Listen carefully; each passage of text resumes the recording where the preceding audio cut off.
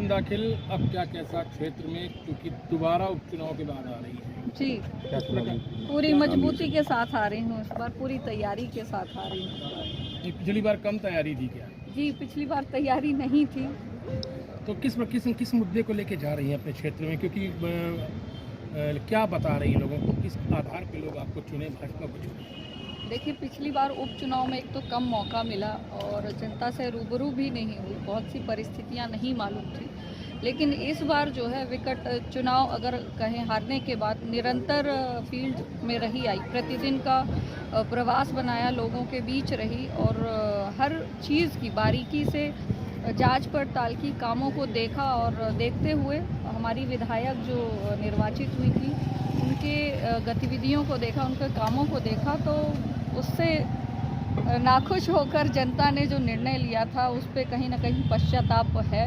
और जनता इस बार इस बेटी को भी देखना चाहती है कि एक मौका देकर इस बेटी के काम को देखते हैं, क्योंकि विधायक जी ने भरपूर 2 साल में जनता का भी शोषण किया है और निधि का भी शोषण किया है।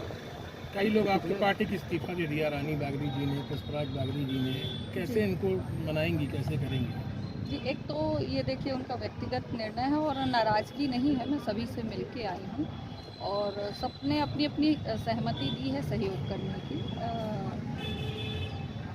अब उसमें नाराज़गी की बात कहें तो मेरे को नहीं समझ में आई। सब सहयोग के भाव से काम करेंगे और चुनाव लड़ेंगे और निश्चित तौर पर जीत कर आएंगे। पिछले चुनाव में बीजेपी और कांग्रेस की, इस बार बीएसपी भी एक मैदान में, तो कैसे चुनौती मानती हैं आप? देखिए, हम जानते हैं कि कहीं ना कहीं अभी भी लोगों को, जो पुराने लोग हैं और जाति को महत्व देते हैं, उनके वोट बीएसपी उसी तरह से खींचने का प्रयास करती है।